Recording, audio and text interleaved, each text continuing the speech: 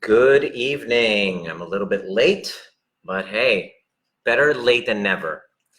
Welcome. I just want to make sure that as you jump on that I have this working again. I always have to make sure that I get a thumbs up from the people listening, from anybody who's jumped on.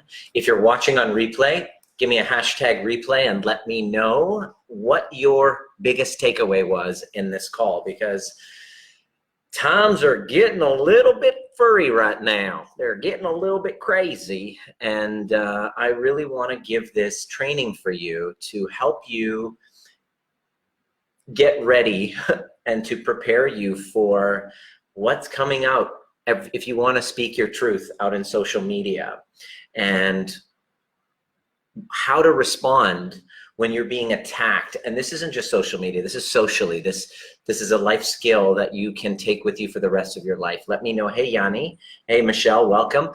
Just wanted to also welcome, we've had like 50 new people in this group over the last like 2 days alone. It's growing. People are starting to share. And if you got invited, if you're hearing about this group for the first time, this community for the very first time, let us know where you're from. I'd love to hear from you. You were invited in here likely by somebody who cares very deeply for you, who wants you to learn skills to self-assess and to self-regulate. Because when we learn these skills, your trigger, I call it your trigger-proof toolkit. When you really learn these skills, what happens is your interpersonal relationships start to transform. And the hallmark, the holy grail of human existence that you're going to achieve in interpersonal relationships will be your ability to create secure attachments at home. I stand for healed families at home. I stand for healed families because that's where healthy bodies will come from. I stand for healed families because with open loops in our relationships, anxiety starts to creep in. Those open loops, your soul, your psyche wants closed. They wants completion. These open loops prevent us from being whole, and healing means to make whole. And so I've been a chiropractor for the last 18 years, helping people on a stress, with stress-related problems, helping them heal and to empower themselves and to learn how to regulate their nervous systems and to self-heal. And on that journey, I've learned a few tricks and formulated a methodology that's an active meditation, which I call the overview method. It's an active meditation that is customized to your own wounding. It's really powerful. It connects you with the younger parts of you that you might have abandoned as a child. You might have kind of, for the sake of, in service of safety, in the service of fitting in the service of belonging, in the service of being good, in the service of being like a good little girl or a good little boy, we abandon those younger parts of ourselves. And in our 20s, 30s, 40s, when relationships start falling apart, our bodies start falling apart, we feel disconnected from purpose, and we say the question, is this all there is to life? This is kind of like our kind of dark night of the soul that and allows us to go and look back at all of those old stories, look back at all of those old complexes, those old primitive relationships that we're in, and gives us an opportunity, if we're willing to get uncomfortable and take responsibility, to go back and to reconnect with those younger parts. Hey, Shannon. I used to hate the thought of it. My feelings would get so hurt. Now I welcome it. I love seeing people's reactions, how they view things. I'm no longer just stuck in my own views. I love being able to see things from all angles. It fascinates me. Exactly, Shannon. You've gone, that's because of the work you've done over the last, 6 months, 8 months. You've gone from a place of victimhood, which you were holding on to, and which is normal when we're at our child mind, our younger selves that we've abandoned, still want mommy and daddy to see us and rescue us. And because they can't, or they don't have that availability, we start to transfer it over into other people. And interesting things happen when we get triggered. I want you to now, like we're gonna talk about in the concept of being attacked, of when you do a post, especially right now during these COVID times, we have people with all varying degrees of, I completely trust the government and mainstream media and will do everything they say, to, my gosh, the earth is flat, like we have everything in the middle and in between, right? I personally, I'm not telling you what to believe. Personally, I'm in the middle. I don't have conspiracy theories. I don't call them conspiracy theories. I believe that they're dominance hierarchies, that people who have the money and the power, corporations, and you know, as an entrepreneur, I can respect Bill Gates, somebody like Bill Gates, because he's an entrepreneur. I'm an entrepreneur.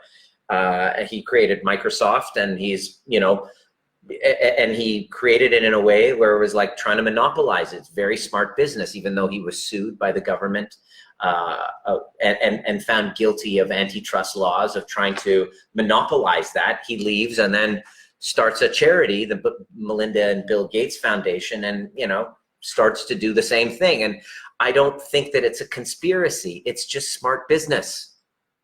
Okay, I've completely reframed it. For me to go, conspiracy, it's a conspiracy, I'm putting myself in a place of a victim, whereas it's just a dominance hierarchy. Jordan Peterson calls this dominance hierarchies. Excuse me, I have an itch here. A dominance hierarchy is if you start to develop and build your business and start to climb that ladder, you have more people, there's more power, there's more responsibility, but that's, you know, that's built and built and built. The ones at the top are the ones with the power. We're not victims. We're just in a dominance hierarchy. Nobody's out to get me. They're not out to get me. They're just in a dominance hierarchy looking to expand their power. This is how nature works. This is nature functions this way. I can sit here, weep and wail and fight the power, or I could actually, you know, it's like those people who were like, fight the power, you know, in the 80s, the rappers, fight the power, fight the power. Like, for example, Jay-Z would be one of those guys. Now he is one of the powerful ones. He's not saying fight the power anymore. You know what I mean? So it's a dominance hierarchy, and I don't call it a conspiracy theory. I think it's just smart business. It's just intelligent business. That's essentially what it is. These are people in business, and they have ties with drug companies have ties with government, and they make policy. So I'm not a victim to any of that. I'm in the middle. I see it happening. And then then there's the far on the other side, on the left side, which is the government. You know, we should trust everything that they say and everything that the mainstream media says. So we have these two extremes, okay? And what's gonna happen is you're going to share what your opinion is. And what happens is people will listen to it and all of a sudden get triggered. And this is very important to understand, so that when you really get this, you can show up objectively and not turn this into a personal thing. So here's the coolest part. One of my closest friends is a philosophy major, and we've been friends for like 20 years, and our careers have developed. He's a philosophy professor teaching critical thinking. So he's very anti-conspiracy, and he was also anti-chiropractic for the longest time. He would call me a quack, and we were on opposite ends, and we both kind of have developed our careers. I have a tremendous amount of respect for him. He's been watching me, and just by talking to me, his views have become more moderate, and so have mine. So I've kind of gotten more into the center. We're still on our different points, but here's the key component to it. We still are friends. We can disagree on those political views. We can disagree on philosophical matters, on vaccinations, on, you know, Bill Gates and all that shit, and still not make personal attacks at one another's character, ad hominem attacks. We don't have to go there. The reason why we tend to go there is that's our child emotional mind. That's my inner child. That's my wounded inner child. See, to solve this whole dilemma, to help you solve this whole dilemma, I want you to really write down and get from a felt sense level that everyone, the most rarest experience for a human being is to be seen, heard, loved, and understood for who we are. Let me say that again. The rarest experience for a human being growing up, especially if you have a Persian or a Greek or a Asian, like anything ethnic, anything ethnic, and you're fucked because your parents had no ability to really see you. It was all based on ego. It was all based on raising you to look good for themselves and to be good because that's how they were raised. Can I get an amen if you know what I'm talking about? And so because of that upbringing, not having your reality validated, not feeling heard and understood is a trauma for most of us, okay? Myself included. So being seen, being heard for who we are is the rarest experience. So what we do is we put on a mask and we hide our truth. We hide our voice. We hide our inner voice. We hide our speaking our authentic voice, because growing up, we had the experience that to speak our authentic voice got silenced and suppressed. So there's a trauma in our bodies that are still there. This is what you're seeing on social media.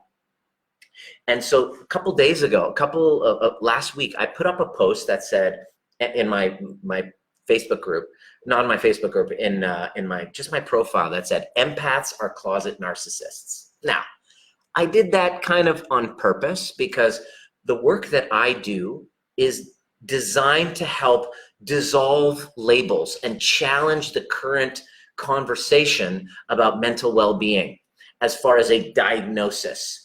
I look at my lens of viewing mental well-being comes from the lens of trauma, that everything that you're going through, all of your anxiety, if you have bipolar, if you've been diagnosed with anything, even schizophrenia, that it's an adaptation to trauma. And the trauma didn't start with you. I don't think so much as it's so much genetic as it is intergenerational trauma passed one generation down to another. You're raised in the same way that your parents were raised. You know what I mean? It's just how it goes. And so and these are not disorders. Here's the other part that I'm trying to challenge. I'm trying to get this message out there, that these are not disorders to be ashamed of. There's no stigma there. It's just an adaptation to trauma. Not only that, they're actually highly intelligent adaptations to trauma. So if I had an experience growing up, many of our clients who suffer from codependency, who are neediness in relationships, or what we call anxious attached, who are like the codependent side. So a lot of people reach out to me who are in that situation. The first part of healing has to show them that there's nothing to be ashamed of about that. There's no stigma. It's a highly intelligent, adaptive feature for a child who's like, a year old, to have a mother who is not really attuned to them, is there one minute, not in another, who is dealing with mental illness issues of their own, who's dealing with addictions and alcohol and drugs and going from one, partner to another. And so your experience as a child, if you were raised in that kind of environment, it's very intelligently adaptive for you to become anxious attached. You become highly attuned, highly sensitized to the feelings of others, highly empathic just by the tone of someone's voice or a facial expression. You then start to go, oh, is something wrong? You get very good at abandoning yourself to anticipate the needs of mom or dad, and that's not something to be ashamed of. That's something to be celebrated. All right, this is how we change the stigma. We don't label it. We don't make you wrong. We just help you understand from a nervous system perspective. So I'm trying to change the narrative. So in order to do that, I got to kind of irritate some people and challenge labels. So people walking around saying, I'm an empath, and they wear it as a badge. I'm like, you know what? Don't wear it so much as a badge. My point is that empaths are closet narcissists. They're, especially if you're unconscious, blind empath, you're doing it to please another person. It's completely selfish. I've had people read that, they wake up and they're like, holy crap, that just triggered me. And I realized that this is how I've been playing, and it's time for me to stop doing that. And so it's designed to wake people up. Now, if you're a psychotherapist, which is one gentleman who was in my a friend from like 20 years ago, we knew each other back when we were kids. He went the psychotherapy route. He was highly triggered and he started attacking me. And so here I am going, whoa, what the fuck? I'm feeling misunderstood and I'm getting triggered and I'm going back and forth with him. And I just realized I got sucked into the drama. So as always, my mess is my message. And I usually I've created a methodology that takes your trigger in real time. And instead of going out and attacking this way, you go inside and fill the cracks in the floorboard with what this is really all about, and gain wisdom from that, and turn the trigger into deeper self-love and the conflict into deeper intimacy. This is really what the whole method is all about, right? Hey, Jake, what's up? My dad remembers as a child having children should be seen, not heard. Dude, I've heard that a million times. Children should be seen, not heard. Exactly. So when this guy started attacking me and he started calling me out for not having, for being, this is what he said. He said, you're being dangerous. You might be a great chiropractor and a great inspirational whatever, but he's just started saying you're misleading people. You are, you're out of context. You're not, all sorts of, the typical stuff that I've been hearing as a chiropractor pretty much all my career. But boom, it just came at me. And I was like, whoa. So we went back and forth a while, and it was painful. And so it brought me back to my younger parts, the younger self, where I felt not seen, not heard, misunderstood, attacked. And it was my 15-year-old self when I was being raised in a predominantly white neighborhood, like a little white town. I was the only brown kid in a white town, and I felt like I was bullied again. And so that gave me a really interesting opportunity to reconnect, to journal, and to revisit that younger part of me that I abandoned when I was being bullied. See, when you're bullied, when you're attacked, that's not the worst part of it. The worst part of when you're getting bullied, when you're getting attacked, when people are saying nasty things to you, the worst part of it is not what they're saying. The worst part of it is that they are reflecting what you're already saying to yourself. Let me say that again. It's not the words that they're using to say to you. The worst part of it is that we are using that we turn around and we start bullying ourselves. We judge, we abandon, we blame, and we shame ourselves. Jabs, as my good friend Dr. Russell Kennedy taught me. The second you're triggered, you will turn around and judge yourself and join the bullying. Abandon yourself, blame yourself, and shame yourself, but your ego won't see it. If you were to just let your ego drop for a second, which is like work in and of itself, and actually get into the pain of it, you're going to acknowledge that you actually are doing that to yourself. And that's the work. This is the work. So what to do when you're being attacked, and we just literally just got off a group call right now with my my powerfully aligned students, my clients. We just went over this exact thing. And what I had everybody do, which I'd love for you to do if you're willing to go through with this, how do you go about asking your mom what the hell was going on in her house when I was a young kid? We'll talk about that in a moment. Hey, Kelly, we missed you on the call today, hon. Definitely jump back on. I promise you this would be very relevant for you.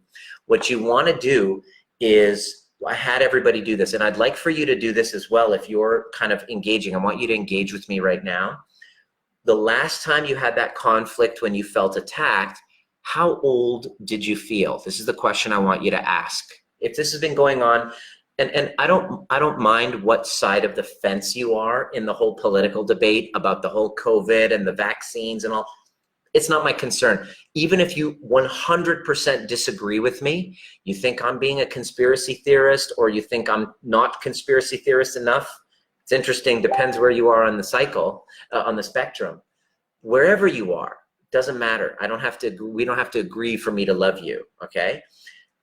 My question is, whenever this is coming up, how old do you feel? That's the question you want to ask. How old do you feel when this is coming up? How old do you feel? Okay? So people were writing all sorts of stuff. Oh, cancel here. Leave. Let me just, there we go. So how old is it that you feel?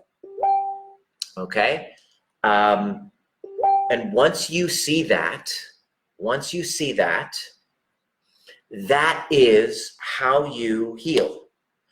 So in other words, the trigger becomes the portal for you to go and reconnect with the part of you you judged, abandoned, blamed, and shamed. And what we did was we had Pip, who was on the call, who was just attacked just recently. She was like, oh my God, it's been 2 days. I've been flustered over this. And it turns out she was 13 years old when this was happening, and she was being, she felt like she was being controlled and all that from her father. And this was an opportunity. We did a meditation for her to reconnect with that younger part of herself. But I wanted to write down a few things for you to 5 years old Gail. Perfect. So here's what I wanted you to do. There's 3 things that I want you to know, and I want you to write these down, and somebody can kind of write it down.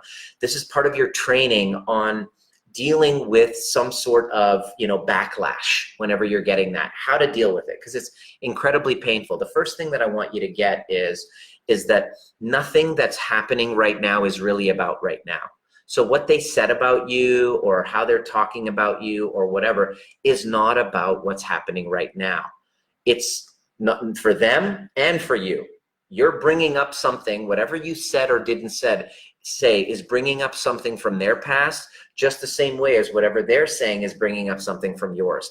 Just knowing that allows you to remove the pressure, kind of like the rock off the garden hose. Take off the pressure and just take a few rocks out of that backpack and go, okay, good. So it's not as personal as I think, okay?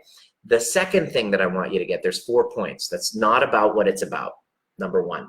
Number 2 is this, is that speaking your truth, you might even want to write this down if you can write it in the comment section. Number 1, it's not about what it's about, okay? What is it really about? For them, it's not your concern what it's about for them. For you, I want you to put the oxygen mask on for you right now.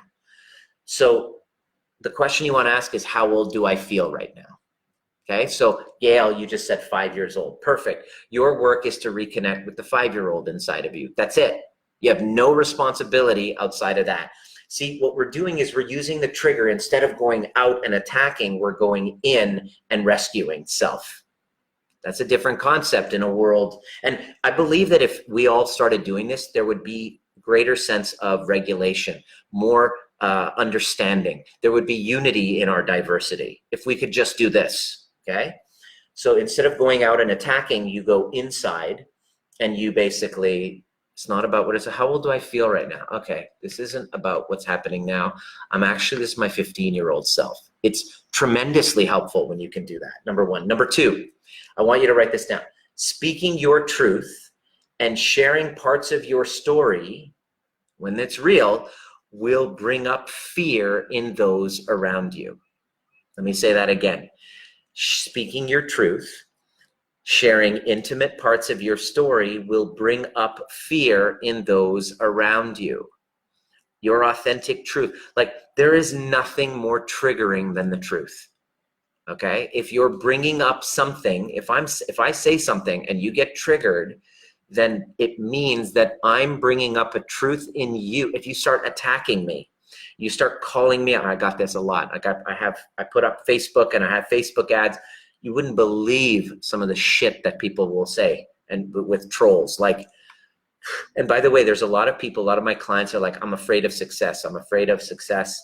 I'm afraid that, and it's very real, because when you become successful and you put yourself out there, the higher up the ladder that you climb, the more people are going to be able to see up your ass. More people are going to be able to see your ass. So I had to experience this too, becoming successful, and I wouldn't consider myself like famous or a public figure at all, but I was in the public eye, and then going through something embarrassing like a breakup, and details of that coming out is highly embarrassing. Like, it's incredibly shameful. Every fear that I've ever had, I've literally had to face like this and actually sit in it. So all of this is coming through from actually living it. And I really want to share this with you, because many people stay stuck and they don't speak up. They don't step out of the cave because of fear of experiencing what I'm sharing with you. And I'm here to tell you, you will. Show me one person who has reached a level of fame, reached a level of success, who hasn't been attacked hardcore. Like somebody I look up to, like Jordan Peterson, for example. I truly believe that Jordan Peterson had a nervous breakdown and became addicted to clonazepam, tranquilizers, probably to deal and cope with the amount of backlash he got from just speaking his truth. Even though he had tons of praise, he had tons of the opposite. And a year and a half, I literally watched his career go like this. And boy, did he piss off a lot of people from the left. Whew, those lefties. If you're a lefty, you're the most triggered. It just seems the most triggered people are the ones from the left. Who are all basically wounded people who have trauma.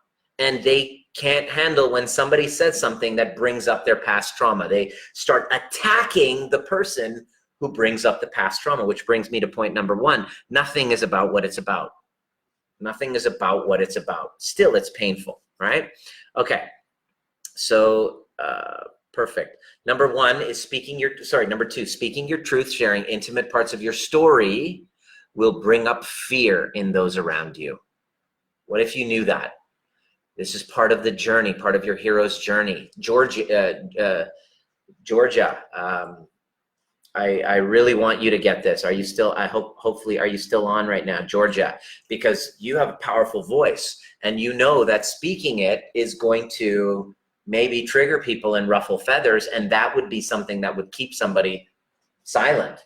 I'm asking you to step up and take this on and learn how to become trigger proof, because every messenger with a powerful message must contend with people who are wounded and are making what you're saying about their wounds. It's just a fact. I've had to deal with this on a daily basis. I get to deal with this. So number three, here's the key. This is the key. This is the big one, okay? Our wounding can make us committed to misunderstanding another person. Let me say that again. Please write that down, and I want you to take this in. Our wounding can make us committed to misunderstanding another person. Let me say that again. I'm going to say it like 10 times because I just want you to drop in as I'm saying this and tell me what comes up for you. Our wounding, my past with my mother, for example, and my experience, let's say I had a horrific experience with my mother, who's a narcissist, and I just feel so not seen and not heard by her. And I'm in a relationship with you in some form. And now you bring up the same shit that my mother brings up. My wounding with her can make me committed to misunderstanding you. Does that make sense? Our past wounding can make us committed to misunderstanding another person. Okay? Now, what opens up when you get this? Our wounding can make us committed to misunderstanding another person. Our past wounding can make us committed to misunderstanding another person. What does that mean for you? Well, here's what it means. Have you ever been in a relationship where you were with somebody who, no matter what you said, is committed to seeing you as the villain? That's basically gaslighting. That's what gaslighting is. And it happens both sides. The person who calls gaslighter, you're a narcissist who's gaslighting me. The person who says it is often committed to misunderstanding the other person, just the same way as the person doing the gaslighting. It's happening both sides. You can see it from an outside perspective, but not when you're deep in the wound. There's a lot of ambulances going on outside my condo right now. Does that make sense? Please let me see this. Our wounding can make us committed to misunderstanding another person. When you drop into that, what opens up for you? Our wounding can make us committed to misunderstanding another person. Here's what it means for me. It means when I go into a conversation with somebody and I'm being rational, but they're still coming back and attacking, there's this icky feeling that happens. When that happens, realize they're just committed to misunderstanding you, it's a wound, and you don't need to engage anymore. How can you tell? There's that icky feeling inside. You know what I mean? If I'm having a conversation with you and I'm genuinely curious, then you can feel it in my vocal expression, in my facial expression, in my body language, the way that I'm breathing. But if I'm committed to misunderstanding you and anything you say, I throw a label at you, then my wounds will have me committed to misunderstanding you. Please do not continue the conversation with me. It won't get you anywhere. The person if you are still continuing to try to have a conversation with me, that's your childlike self wanting to be seen and heard. Let me say that again. If you continue to dialogue with me, even though I'm committed to misunderstanding you, that's actually your wounded child wanting to be seen and heard by mommy or daddy. Pretty mindfuck. Pretty mindfucking, isn't it? Does that make sense? Totally makes sense. Makes me realize why I misunderstood my ex-husband for so long. Peta, exactly. You nailed it. And if you're just jumping on, hey Liv, if you're just jumping on right now, please go back and watch this because this is very powerful. So the first one is it's never about what it's about. Number two is speaking your truth, sharing intimate parts of your story will bring up fear in those around. Holy shit, what's going on out here? Is there a fire or something? It's what happens when you live right downtown. This is why I wanted to move to Victoria, but then it's working out that it's better for us to move downtown, live back here. So here we go. I don't know if you can hear this, but I'm having a tough time concentrating with all that outside. So number three is, here's the key. Number two is speaking our truth, sharing intimate parts of our story will bring up fear in those around us. Totally normal. Please understand that. Number three is our wounding can make us committed to misunderstanding another person. How do you know? When you're engaging in somebody in a debate who's constantly coming back at you, there's that icky feeling, there's no point in you continuing the conversation. If you continue the conversation, it's your wounded self trying to be seen. That's it.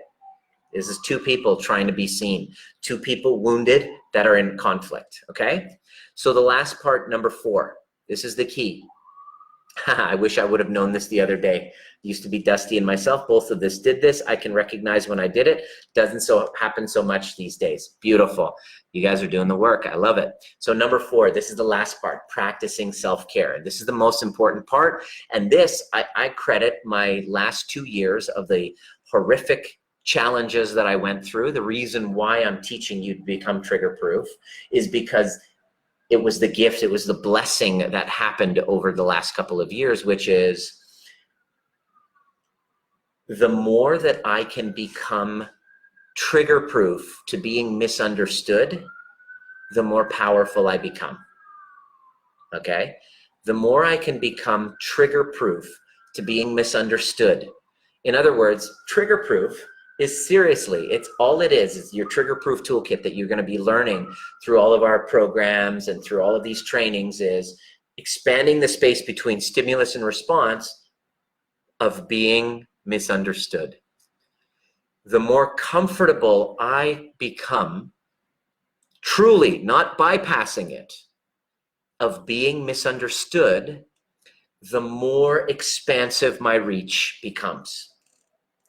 This is one of the things I said. You're not ready for an audience of 1 million unless you're ready for 500,000 of them to turn around and hate you. Let me say that again. You're not ready for 1 million followers unless you're ready for 500,000 people to come back and attack you and hate you. You're not ready. You can't grow.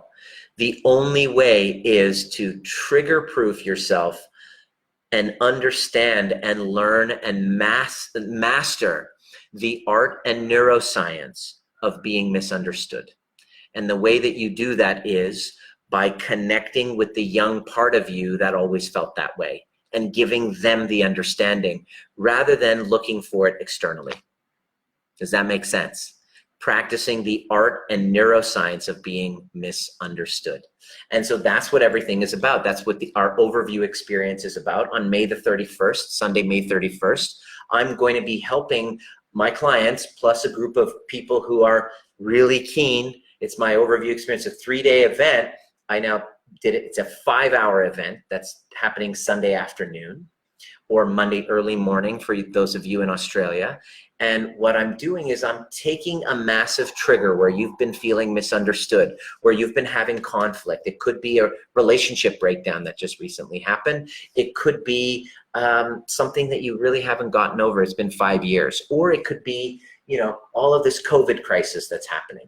Through the body techniques of reconnection with your younger self and through cognitive methods and somatic methods together, you heal nervous system dysregulation, you resource yourself, and you become unfuckwithable. You become more courageous in sharing your voice. You're able to take that inner voice that's like saying, who am I? I don't know what my voice is, to be able to speaking it, to be able to speak it powerfully, to be able to share it with courage, and to be okay if not everybody gets you, because you get you. And I truly believe that that's a skill that none of us have learned in school, but it's probably the greatest skill that we can learn. And it's probably the best skill to make a priority for you to learn in 2020, because I know you've always wanted to. You've always wanted to be that person that said, I wish I didn't care so much about what other people think. But I always wanted that too, because I was obsessed with what other people thought. But nobody ever took us how to do that. And I studied John DeMartini's work, which takes past events and you're able to cognitively restructure it. But what about in the moment when somebody is calling you out and saying very hurtful things of the worst fear of the shit about you you want nobody to know about, and you have them all exposed right in your face? How are you going to love yourself through that? That's the holy grail of human existence. Because when you have that, all of a sudden the context of all of your relationships change. You're no longer showing up needy of approval. You're showing up fully resourced and curious, looking to connect. So those are the 4 kind of tips. I know I said 3, but I threw in an extra one. Number 1, it's never about what it's about. Number 2, okay, speaking your truth, sharing intimate parts of your story will bring up fear in those around you. That's just how it goes. Understand that. They're being triggered and it's their things, okay?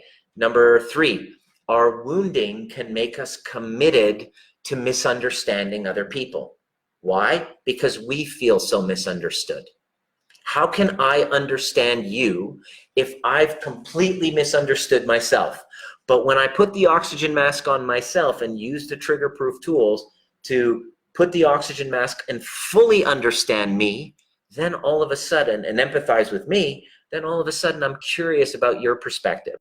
And I can disagree with you and still love you and still be okay with myself. If I don't do that, then I only want to be around people who agree with me. I love you because you love what I love. Well, there's no growth in that. There's no healing in that. There's no growing up in that. That's just very juvenile.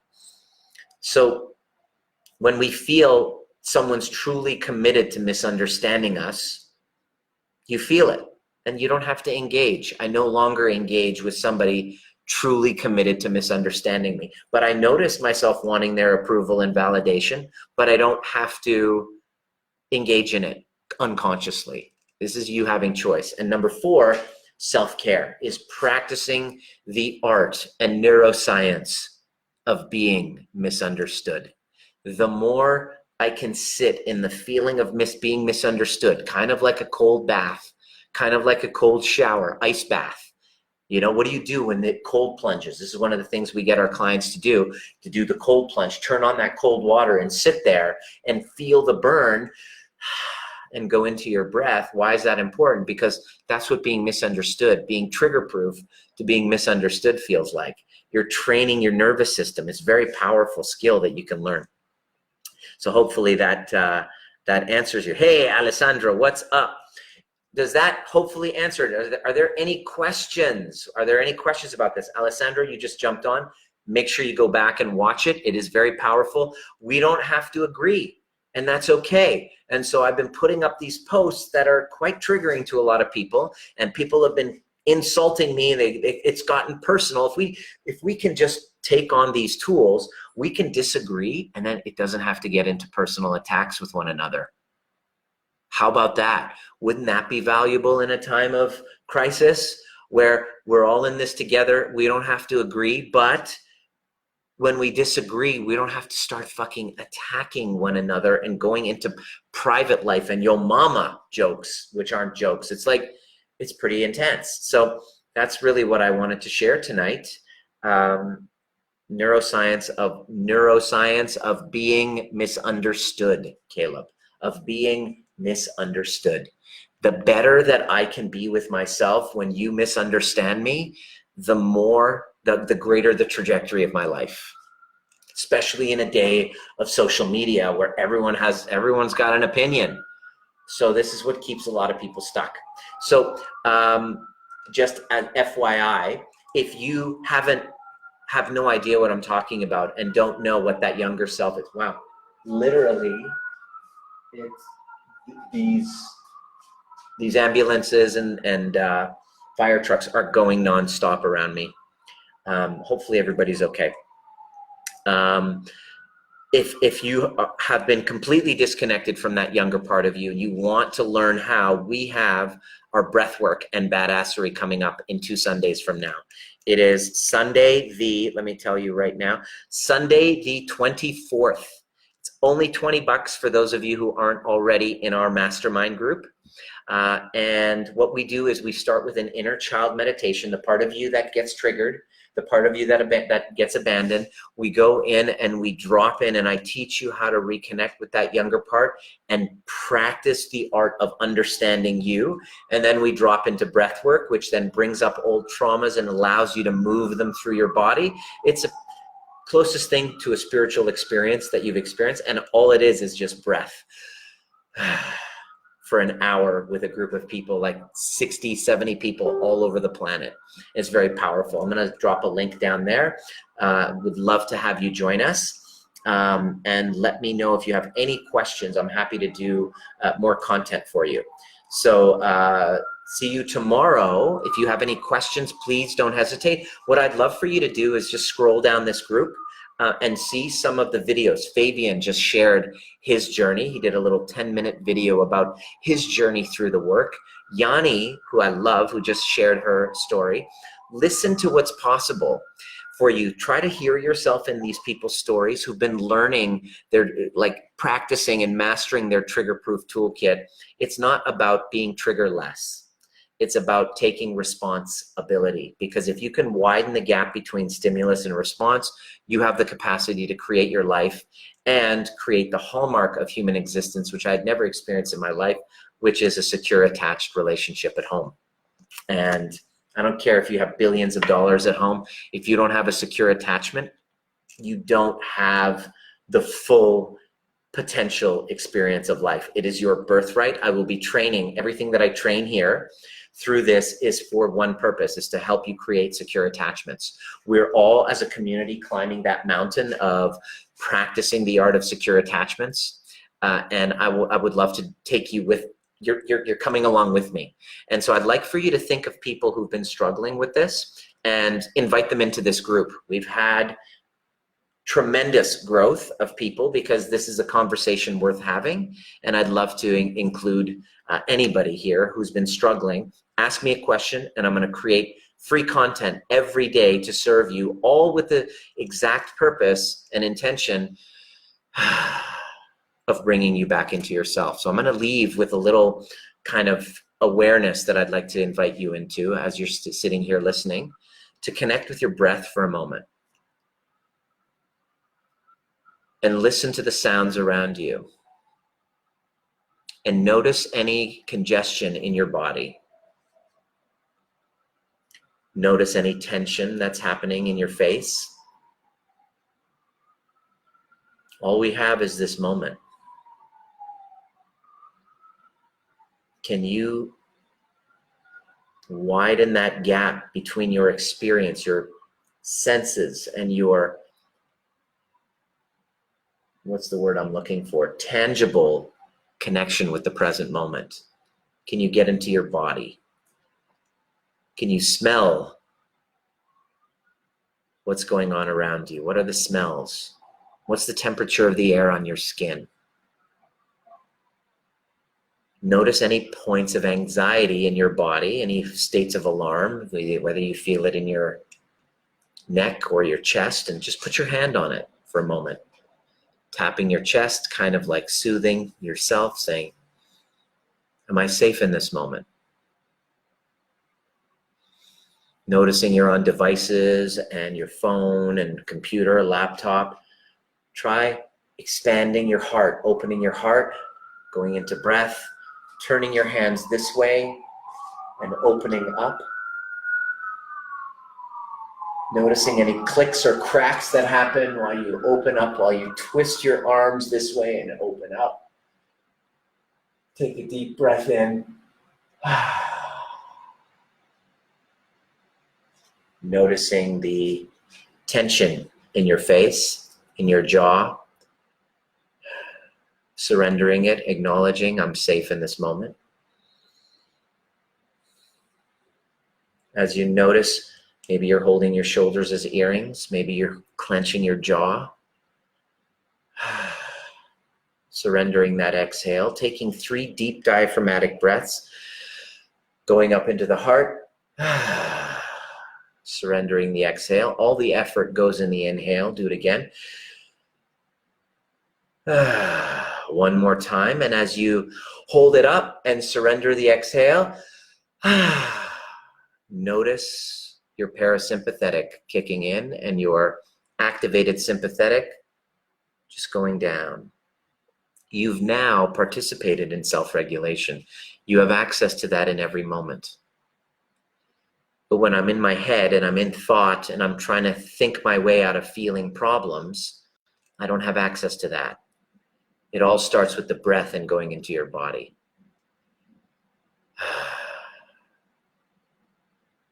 Beautiful. Send me a DM if you haven't yet seen our Triggerproof training. If you're new, just send me a DM saying I want the training. I have a 90-minute free training that anybody in this community, I give you a little promo code. It gets you free. It's $97. It's a free training if you haven't seen it already. It's the steps that you need to take to learn how to become trigger-proof. It's 90 minutes. It's better than any Netflix that you can watch. You're going to take some notes and watch it and then send me a message letting me know what was relevant for you. If you have any questions, then guess what? I'm going to do a training for you here.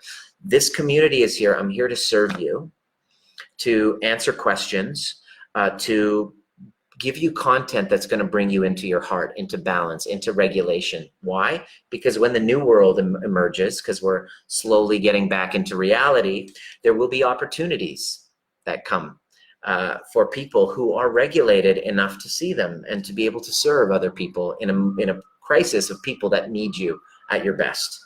And so that's really what this conversation is about. And I'm grateful that you're here. Please do invite other people that you know. Think of the people that you love and invite them in this group and tag them in this training if it's relevant. And just scroll down and look at all of the other trainings talking about secure attachments, anxious attachments, avoidance, criticism, that kind of thing.